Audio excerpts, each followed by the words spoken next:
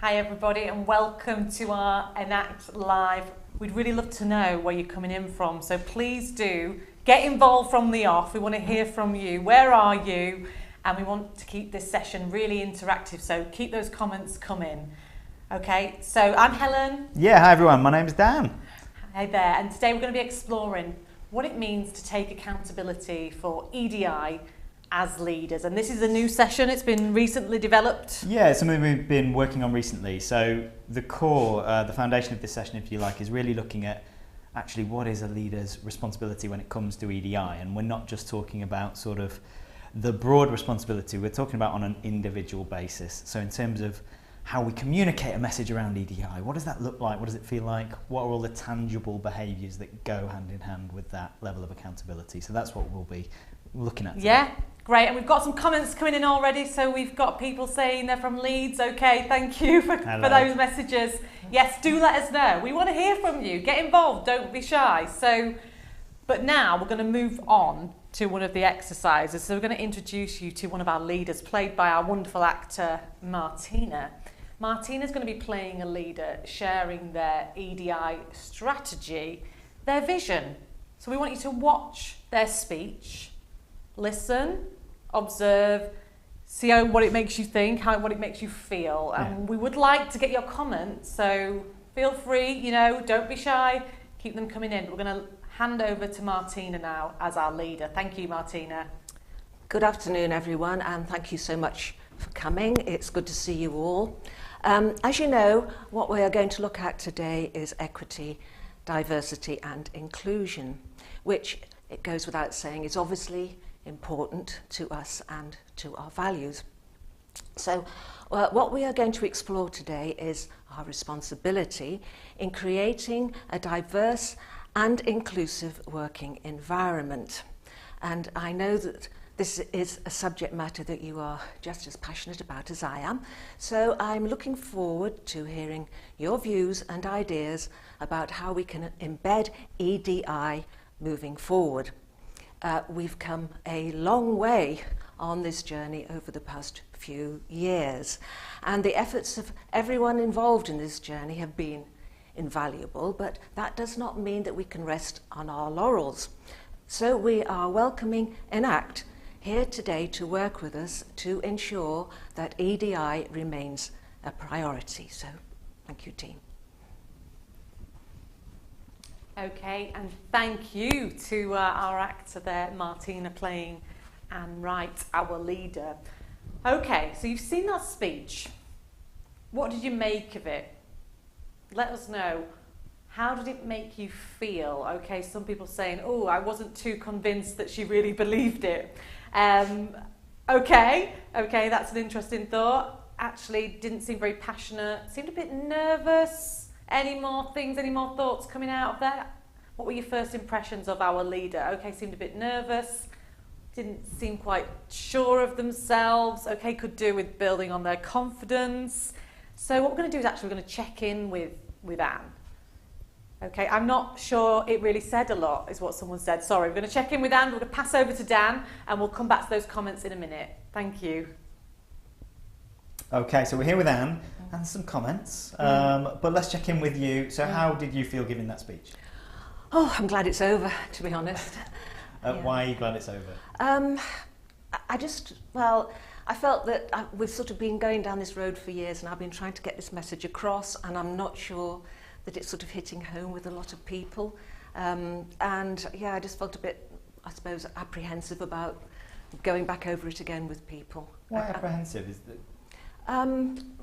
Because I didn't feel that maybe some of them were on the same journey that I would like them to be on. Okay, all right. And so when you say that you would like them to be on, so can I assume though, so you absolutely believe in what you're saying, it's more just you're feeling a bit jaded by the message? Absolutely. I'm convinced about the whole thing, but it's sometimes I feel that I'm sort of pushing water uphill a little bit with some people. Okay, which is tough, really tough. Well, thank you very much, Anne. We'll let you go and invite you back later on. So that was Anne. We will be seeing Anne later on, so please don't worry, we're not just going to leave that there. I think there's a few important things to note though.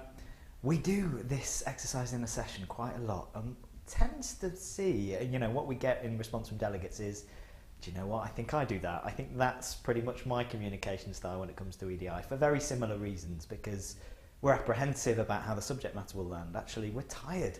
We've been pushing this agenda a long, long time. But what we also look at is just how positive it can be and how impactful it is when we're passionate about what we say, when we really connect with that subject matter. So what we're going to do later on in the session is we're going to bring Anne back and we're going to work with her and have a look at some of that presence and impact, some of those really lovely tangible skills around EDI and how we can make it as impactful as possible just in the way we communicate it. For now though, we'll head back to Helen and move forward in our session. So yes, we are getting some comments as well coming through, which is interesting. I'm sensing a hint of sarcasm from Ian. If that's passion, I'm a millionaire. Okay, so that was one comment there. We want to hear from you, so please do get involved. We've got more interactive activities coming up, so thank you for those as well. Okay, so we are moving on to something slightly different, which is around non-inclusive behaviours.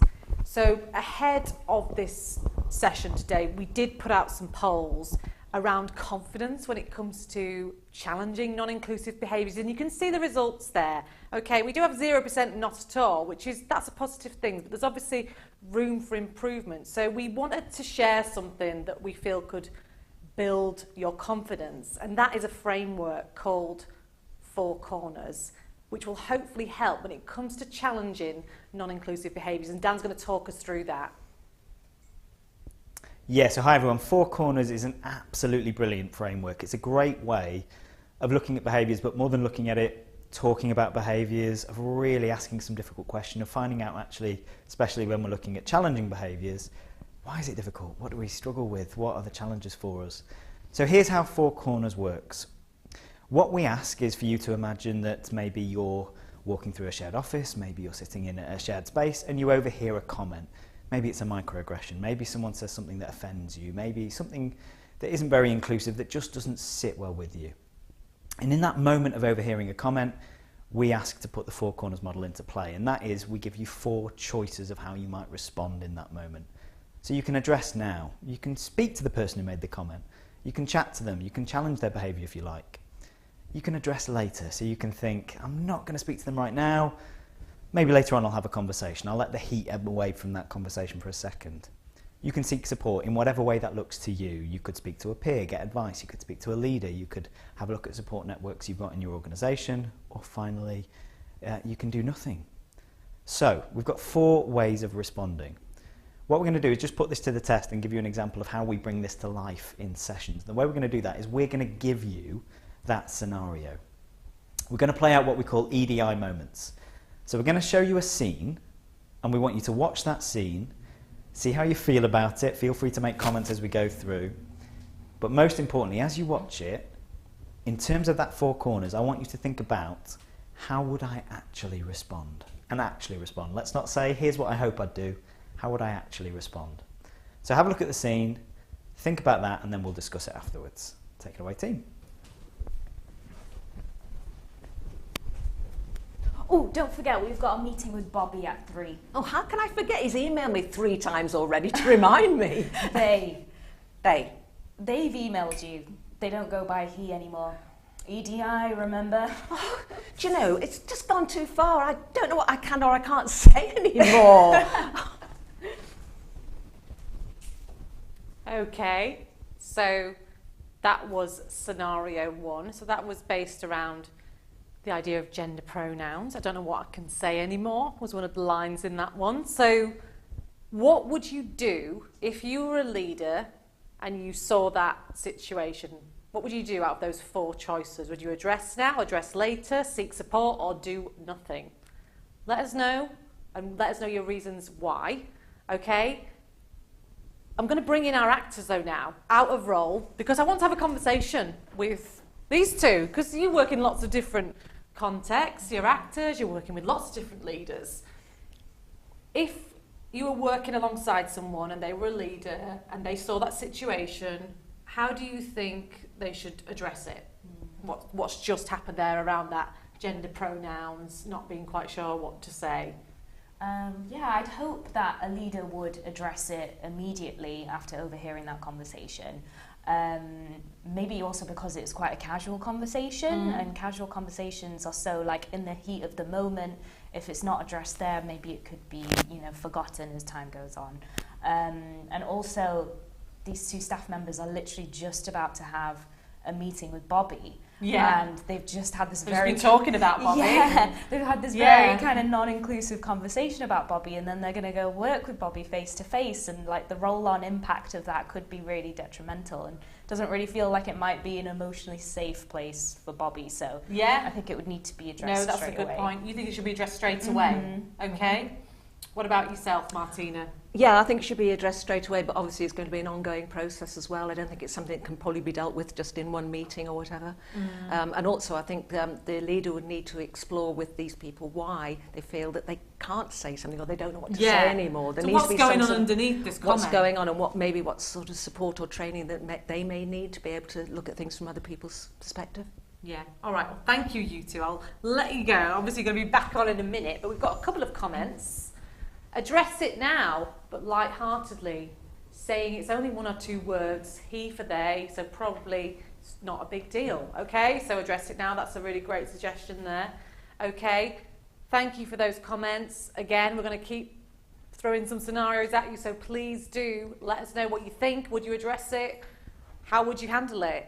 Dan, obviously, you've led this in sessions, you've worked on this exercise, and in this particular scenario, what comes out of sessions? Yeah, it's a really fascinating one in this scenario. So when we've run this type of scenario, and by type I mean this sort of behavioural scenario, to be totally honest, what we tend to see is a tendency towards the do-nothing space. We either see do nothing or address later tend to be the most sort of popularised quadrants of those four corners in the room.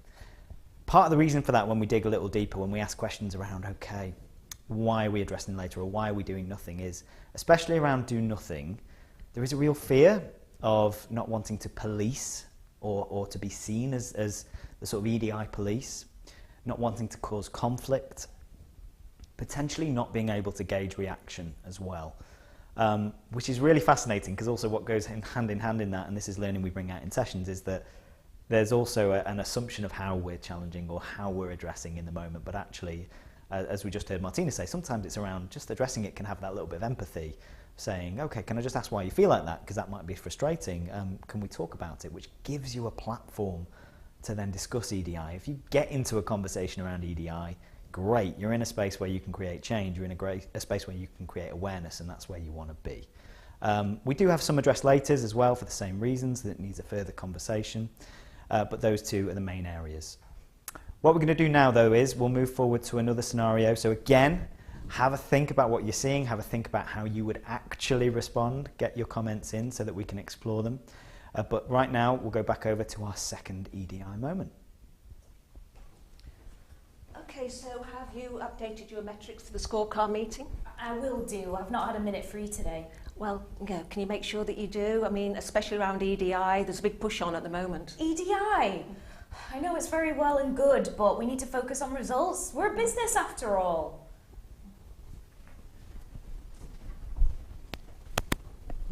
Okay, so you've seen that scenario there that was talking about EDI, talking about a business, being a business, wanting results. EDI, just another thing to think about. That's how that came across. If you were a leader observing that situation, how would you respond? Let us know. Would you do nothing, address now, address later? Is it something maybe that we need to think about? How do we approach this person if they're feeling stressed about this? Because, yeah, obviously it's having an impact on them. They're seeing it as another workload, okay? We had a previous comment, Ian said, around the previous scenario, actually, I'd address with some humour. Maybe if people are just not sure what to say, they could ask people how they would like to be addressed, or just raise some awareness and try to help educate themselves. Okay, so that was in relation to the gender pronouns situation. But yeah, that could also be beneficial in this situation as well. Or maybe we just need to sit down with our colleague and have a conversation. But yeah, let us know what you would do in that scenario too as well. We'll take some comments, but let's move over to Dan and let's hear how it's landed in sessions, that scenario. Yes, this is another very interesting scenario. We've sort of layered it. because as well as looking at behavioural, you're also looking at process, which is fascinating, because when we get in the space, what we tend to see here is we get a lot of people saying, I'll address this now. A lot of people saying, yes, I'm addressing now, or I'm seeking support. Part of the reason when we probe into that, because we'll always ask these questions of why, what makes you feel able to address now, is it's because it's process-based, because actually there's a framework for challenging something like a scorecard meeting or a metric. We're expected to challenge those things, and therefore we feel more confident in being able to do so. Which gets us into more fascinating space of, okay, well, what happens then to behaviour? Why don't we potentially have that framework in place to challenge that? And if we don't have that in place, how can we create it? Can we use our organisation's values? Can we build a framework around that? How do we create that culture where we can actually challenge behaviour as much as we challenge performance, conduct? That's the space really where we get into that lovely solutions thinking, solutions focus. Okay, what we'll do though is we'll have a look at one more scenario. So again, see how you'd feel, what would you actually do in that moment? Get your comments in so we can discuss them as well. So back over to the team for scenario number 3. So scoring-wise, we're looking at Monique, Carrie and Brian. I'm just not sure about Carrie. Why not?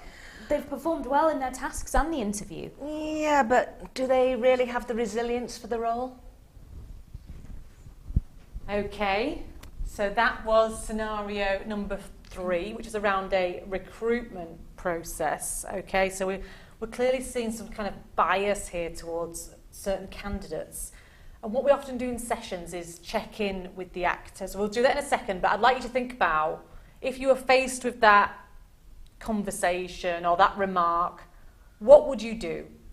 Okay, what choice would you make in that situation? We've got some comments based on the previous scenario, which I will wrap up and come back to. We've got some advice around addressing later, not in the moment of stress. Obviously, that was reflecting on the previous scenario. But coming to this situation now, I'm going to ask the actors to step back into role. So this is what we can do in our sessions. We can ask actors to go in and out of role. So Monica, obviously you've been having this conversation around recruitment and who's going to be right for the role that you're looking for. How did you feel about that conversation and what was just said there? I found it quite confusing because all 3 candidates have scored really well and equally well. And also the word resilience in itself feels really subjective. I'm not quite sure what she means by resilience. Okay. And I'd want to know more about that. Okay, so you'd like to know more about that? Okay. What's the dynamic here? So, who's the leader in this situation? Yeah. So Martina is the leader and technically my manager. So okay. I think that would mean that I would have to be tactful with the way that I communicate this conversation to ensure it's not confrontational and just like an open discussion, because in a way my job is on the line as well if I come in too harsh with it as well. So it just cause tension unnecessarily. Martina, okay, you're the leader in this situation. What is the culture around challenge in your organisation? How would you feel if someone challenged you? I'm okay with people challenging me because I think we're quite a strong, tough business.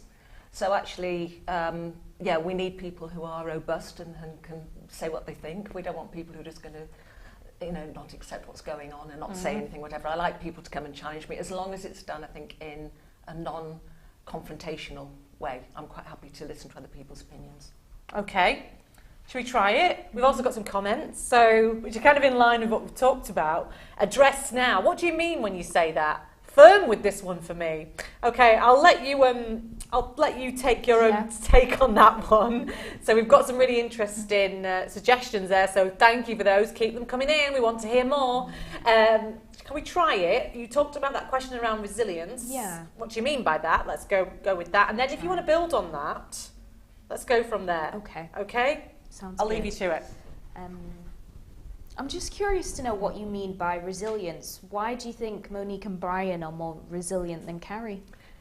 I think it's the way that they responded during the interviews. I mean, some of the questions that we asked them, I just felt that maybe Monique and Brian were a bit tougher. I felt that Carrie may crumble a little bit in certain situations. And I also think that maybe Brian and Monique fit a bit better into the sort of culture of the organisation. Okay. Yeah, well, just from looking at the results, the three of them scored really well and equally well. And I feel that we have to go with what we've got here, and that's what the tests are for, you know. Okay, well, yeah, I mean, I think that's something we can probably discuss. Yeah, I'm happy to do that. Okay. So how was that? How did that feel? It felt good. I was a bit nervous, but it felt good, and it still felt like it was an open conversation, an open dialogue, and I feel like she was very receptive, and I feel like it went well. Yeah. Okay, what about yourself? How did you feel being challenged in that way? Yeah, I'm happy about that. Yeah, like I said, I think that's a healthy way to be. Yeah. Okay. Thank you both. I'm going to release you now for the next section. But before I do, we're just going to move to Dan now again and talk about how that's landed in sessions. Although before we do, hang on a second, Shona on tech. Peter's saying that was better. Could say I'm not sure. We're sticking to the scoring criteria with that comment. Okay. Okay, so you're talking about the scoring criteria. I'm not sure. We're sticking to the scoring criteria. Lovely. So that's a suggestion there. Thank you. Keep them coming in. But yes, like I said, we'll pass over to Dan to hear how that one's gone down in sessions as well. Yeah, thank you, Helen. It's a really interesting one for me. And I think you mentioned the word bias in there. So clearly we talk about bias with this comment. And actually in recruitment. So you have those little words, little phrases, which we all use. I'm not sure there'll be a good fit. I'm not sure about the gel in the team. I'm not sure they're going to be resilient enough, but let's be honest, when we boil those phrases down, it's really hard to know what they mean and actually where they come from, and at the end of the day, it's normally a bias. So definitely a conversation around bias. When we've done this in the session, we've seen a real mix, actually. This one gets a real response. Some address now in the same way that we've just looked at, obviously very impactful and very easy, really, to address that in the moment. What do you mean by that? We also get a lot of address laters and seek support, because I think what we acknowledge with this is there needs to be a framework in place. There needs to be something robust in place so that when we're in recruitment, we're not recruiting to our own individual bias. We're actually looking at how we can all recruit together to the same vision, to the same scoring metrics. So all of those lovely things. So we get into that really, really lovely solution space as to what can we do moving forward. So that was a little taster of our 4 corners exercise. What I'd like to do is just unpick a little bit with you how we would sort of use that in the sessions. Obviously we would have people moving around the space in the room, 4 literal corners, but it's really important to acknowledge actually how we get to that learning, because that's really key. So what we do is we ask a load of questions to just provoke lots of reflective thinking. So whenever we see anyone go into the do nothing space, great, that's an opportunity to us find out why are we doing nothing, what holds us back, so actually what might stop us. We might then also look at, okay, if we're in the address now space, great, how are we going to address that? What techniques are we going to use to address now? What's going to be most impactful in that moment? If we're in address later, great, again, what does that conversation look like? How are we going to plan it? So we start to ask all of these lovely questions. If we're going to seek support, who are we seeking support from? The key to this for us at Enact, and the key with 4 corners, is what we will always try and encourage you to do is move into what we call active states. Now, active states are key. They are address now and seek support, because addressing now, we're there, we're in the moment. We're addressing that behaviour as it happens, which is ultimately the most impactful way of addressing behaviour. We're also seeking support. We like that one because if we're seeking support, we can ask advice, we can ask for support networks off our organisation. We're moving that conversation around, which is always a positive thing. Now, you could be forgiven for saying, well, hang on, what about addressing later? That's surely still an active state. And yes, it is. And we do acknowledge, and I acknowledge, that there's those times where, yeah, actually addressing this in the moment might make things worse, might cause more conflict. But the reason we've not put that as an active state is because when we're honest and when we probe in sessions and when we ask that vital question of how likely are you to actually address this later, what we tend to hear from people is, yeah, I might not. How often do we actually say, I'll do that later, I'll get to it later, and actually that thing never comes to fruition because stuff gets in the way, time, pressure, even sort of bias from ourselves, memory recall. We start to think of things differently. We start to look back and go, was it that bad? No, maybe it wasn't. So again, really important, what we'll always do in sessions is encourage you towards the active states so that, again, being accountable for EDI, that's us as leaders. Okay. So I'll hand back to Helen now because we'll have a look at the next part of our session.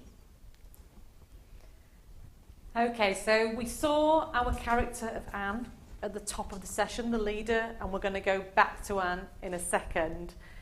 But before we do that, we're going to look at a poll that we launched around accountability and the qualities we'd like to see in leaders. And this is what people have said. So when it comes to EDI, what's the best way to identify a committed and accountable leader? Obviously, we've got 4 options there. We would probably argue there's many more qualities, and actually all of these things are important. But it was just interesting that the results that we had here, in terms of speaking out, we got 33%, actively integrate EDI, 33%, communicate frequently, 33%. Okay, so, but in sessions, we'd probably dig a bit deeper and think practically, what do those terms actually look like? What does practical action look like in those kind of situations? Okay, so yeah, we're going to now hopefully see some more of those qualities coming through with Anne, our leader. You had some thoughts about Anne's speech earlier on, so we'd like to revisit that. So Dan's going to check in again with Anne, and we're going to look at how we might improve that speech. So hello, yes, we're back with Anne. Hello, Anne. Hello. Very excited to be here again, I imagine. Okay, so what we're going to do is, building on some of the comments we get in sessions and some of the exercises we do in sessions, we'd like to look at, again, that communication style. So in our sessions, we get people coaching Anne, we get people having a look at that speech at the beginning of the session and asking that question, how could we do this differently? What does Anne need to do? Now, we've actually asked you to reflect on that, haven't we? So can I ask you just to bring to life what are the things that you've been asked to reflect on and that we talked about? Okay, I think the main ones were my body language, Okay. making eye contact with the people that I'm talking to, getting a bit more light and shade into the way I'm saying things, and also to try and convey the passion that I have for the subject to the other people. Brilliant. All right, well, we'll hand over to Anne. Take it away. Okay. So good afternoon, everyone, and thank you so much for coming today. It's good to see you all. So as you know, today we are going to be looking at equity, diversity and inclusion, which, it goes without saying, are obviously important to us and to our values. So what we are going to explore today is our responsibility in creating a diverse and inclusive working environment. And I know that this is a subject matter that you are just as passionate about as I am. So I'm really looking forward to hearing your ideas and views on how we can embed EID moving forwards. So thank you, team. There we go. Thank you, Anne. How was that? Felt better. Why did it feel better? I just felt there was more energy in it. I felt that I was probably putting the message across better and conveying the way that I felt about it with a bit more enthusiasm. And Okay, so the big difference between the first speech and that speech. Yeah. Okay, and more sustainable, I suppose? You felt like it had impact? I hope so, yes, yeah. Brilliant, thank you very much. I mean, these are things that we work on in our session. It's really important to say, actually, all of those little hints and tips came from delegates. What we look at there is presence and impact. It's so important that when we're talking about EDI, we convey the passion we have for it. If we are passionate about it, let's show it. Let's land on those words. Simple techniques like reconnecting to the subject matter, asking yourself those questions of how do I want this to land, can really just help us just re-energize some of those patterns that we might get into. Again, it's stuff we look at in our session. It's really, really valuable. So thank you to Anne. We'll hand back over to Helen. And we've got a nice comment coming in. Came across as passionate. Okay, so much more positive than the first time around. Okay, hopefully that's been useful. So you've just seen a snippet of this session, EDI and taking accountability for leaders. In the natural session, we'd cover a lot more. So we would cover leader accountability in much more depth. We'd have much deeper conversations. We've also got a model called aims, barriers and solutions. So we'd also look at what do we want to achieve, what's in the way, okay, and what can we do to solve that. We use interactive polling within sessions to gauge a barometer of where people are at anonymously so it feels safe.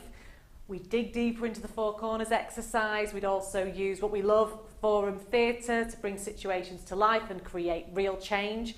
And we'd also spend some time action planning right at the end. Okay, so that's just a little insight into the wider session, which could be face-to-face and it could be live stream. as well. So lots of different options there. For now, we're coming towards the end of our session, so thank you. We've got another nice message about Anne there. Took ownership to the message. Okay, lovely. So we saw some real change there in Anne's demeanour. Thank you for that. And thank you for watching. I'm going to invite the rest of the team, just as we're wrapping up now. I want to say thank you to our wonderful actors who are dressed very well, in coordination today with Tartan. We've got Monica, we've also got Martina. I want to say thank you to our tech team as well. We've got Shona, who's been wonderful. Thanks to Dan too. Also, if you would like more information, go to the website, go to enactsolutions.com. Yeah, and please do follow us on social media as well. If you follow our Instagram, our Facebook, our LinkedIn, actually you'll get access to loads more of these types of events, loads of micro-learning, lots more for you to go at, so have a look on there. And some nice comments coming through as well. Thank you so much for that. Yeah, head to the website if you want to find out more. And we'd just like to leave you with a quote, but bye for now.